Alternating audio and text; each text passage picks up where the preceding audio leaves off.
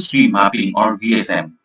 Now, how I got introduced to this topic is like one day I was presenting on a particular case study that I had solved in my office, and there was this big whiteboard in the room where I saw a couple of diagrams, like a flow chart, where somebody has explained in details what are the different steps of the entire process of the entire project, the workflow. And at each of those pages, it was clearly mentioned what is the value that is getting generated out of that one phase of the process. How many team members are required, what is the incremental value, and what are the obstacles in that particular phase. And that is how it struck me actually. What exactly is this kind of a representation? Is there a name for it? And I mean, immediately by looking at that diagram, I realized that there's immense value in this kind of brainstorming and whiteboarding exercise. So, value stream mapping, or VSM in short, is such a solution. It's a non traditional way of coming up with a solution. You can think of this as a lean tool. So often you must have heard about the term lean in the context of a startup. So often people say that a startup is a lean startup or a workflow is lean. So what lean actually tries to mean is that you are in a way trying to reduce or eliminate waste. You are trying to identify which are those processes which take up more cycle time, or which are those phases in a workflow that requires a lot of effort. Identify those areas and try to figure out ways to optimize the process. So VSM is nothing but a workplace efficiency tool that is designed in a way so that you can combine product flow along with information flow and any of the required important related data that can help optimize the process. And it's very important for an organization to plan, implement, and improve their journey. So, how VSM really helps is it helps users to create a solid implementation plan or a draft plan initially, which tries to uh, maximize their ultimate outcome, the objective, based on whatever available resources that they have in the best and the most efficient way as possible. Now, going back to the history of VSM, this was originally created by the Toyota company, and it was, at that stage implemented via material and process flow charts. So, what VSM included at that point of time was all the features and functionality to a product or service that would benefit the customer without increasing any of their, time or materials. So, time is provided, materials is also provided to you, and based on this time and materials, what is the best that you could do? Often in the terms of Lean and Six Sigma, this is also called MUDA, MUDA, or this is the Japanese term for waste. So, in a nutshell, what VSM does is it provides us with a structured visualization of the key concepts and the corresponding data that is required to understand and intelligently make improvements to optimize a process from end to end instead of just focusing on one section at a time at the cost of the other. Now, there are a few important steps in a VSM process, and let us look at that. So the first step is to form a VSM team, and this is a team of skilled individuals who are aware of what VSM is, right? And you have to identify as a manager of the team. If you are leading this VSM team, you have to identify who you should take to be part of this team, right? So they should have skills which complements each other in a way so that there's not a lot of redundancy in the process. Now, once the VSM team is set up, the second most important part here is to form or hold what is known as a Kaizen event. So, Kaizen is the Japanese term which means change for better. And a Kaizen event is generally conducted for about 3 or 5 days, and this is a rule of thumb. But again, you could flexibly adjust the number of days. It could be a little less or a little more, but 3 to 5 days is somewhat a standard timeline for holding a Kaizen event.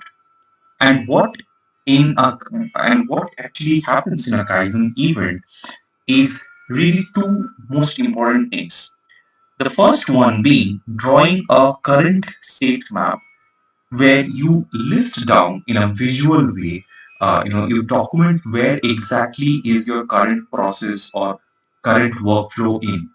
What is that stage? So in this particular step, often as a VSM team member, what one might need to do is go and interview each and every person who is accountable for each of the department that you have drawn out on the plan. So, for example, you are looking at typical manufacturing process, and you are looking at a workflow which is concerned with the department which directly deals with the suppliers of your raw products.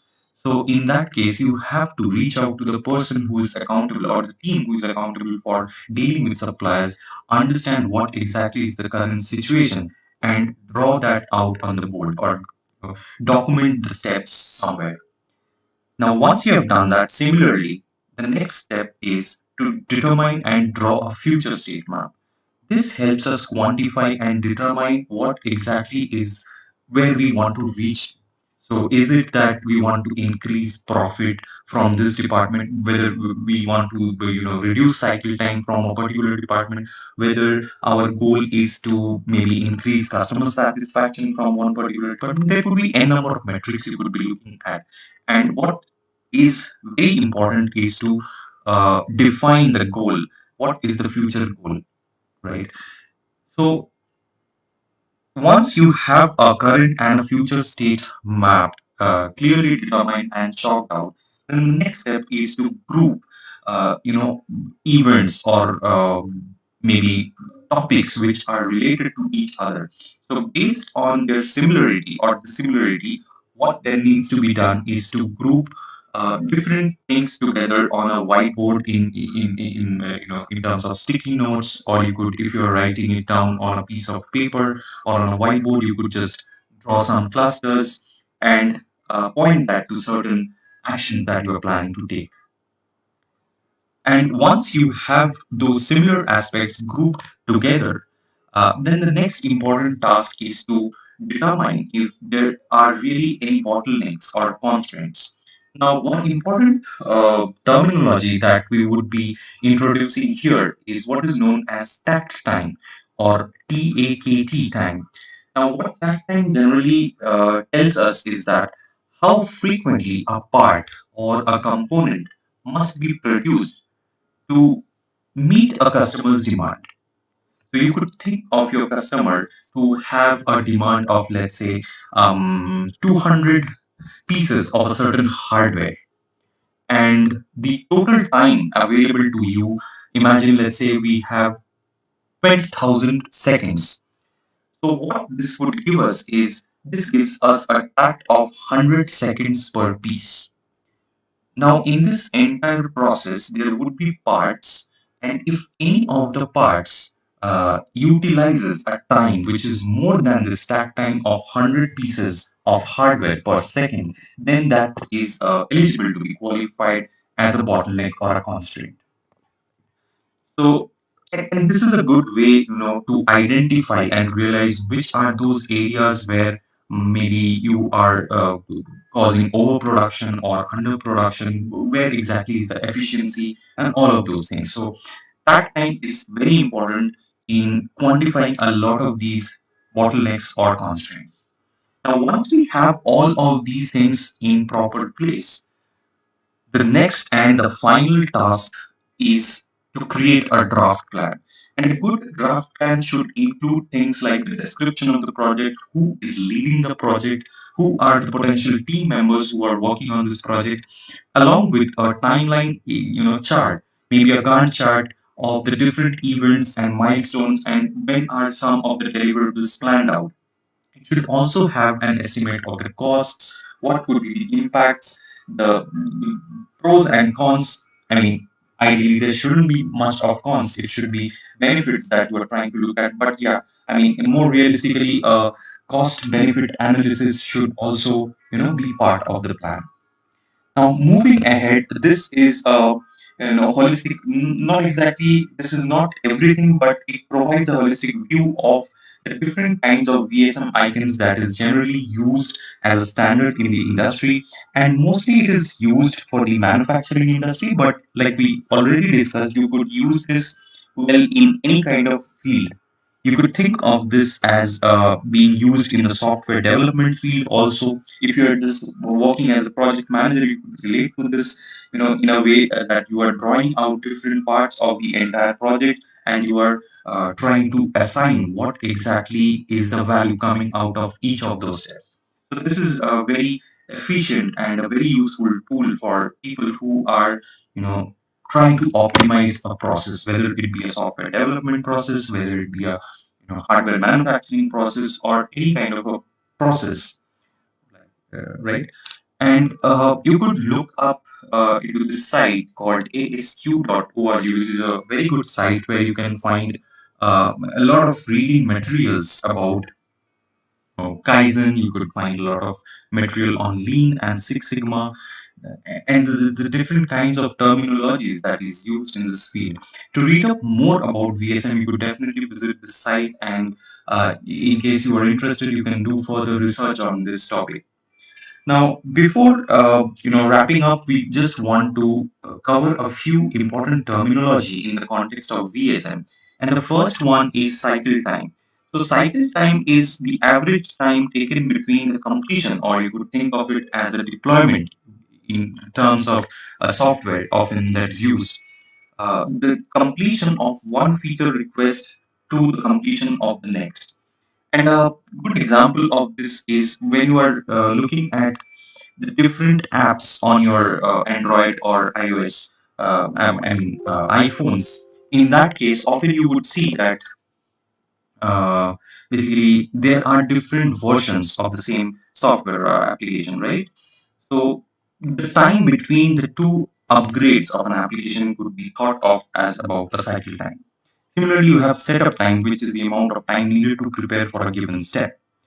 Uptime, on the other hand, is generally denoted in terms of percentage, and this gives you the total time that a process or system actually is active.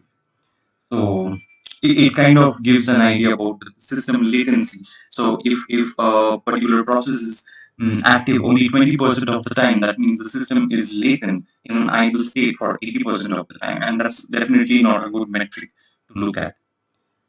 Lead time is another important metric, which is the average amount of time needed for one feature request to make it through the entire development cycle. And last but not the least is what is known as Kaizen burst, and this is the stage where the entire team's energy and focus lies on the real problem, and this is a rigorous brainstorming activity to close a certain problem that the team has been working on for quite some time now. So this generally comes at the uh, later phase of a Kaizen event where, as a team, people are trying to address the problem, address all the obstacles, barriers, and create solutions so that the entire value stream performance goes to the next level. So, if you are interested to read more about VSM and Lean or Six Sigma, then you could look at the videos from Gemba Academy or Plutora.com. These are really good sites. And Gemba Academy actually has a lot of good resources which you could look up. And Gemba in Japanese means the actual place. So often people use the term go to Gemba, which means go to the place where the work is being done. Something like visit the customer where a software is being used or being deployed, and understand what exactly their needs are, what are the features that they are requesting. So hope you had a useful session. The session was informative. If you have liked the video, please give it a thumbs up, and if you are considering a professional training or assistance in your data science preparation, be it mock interviews, be guidance in terms of different techniques or tools, statistics, machine learning, just fill out the form that is out there in the description section below. And definitely do not forget to hit the bell icon and the subscribe button to stay notified about any of our new and interesting upcoming videos that will come up with. So till then, stay tuned. Thanks for watching. We'll see you soon.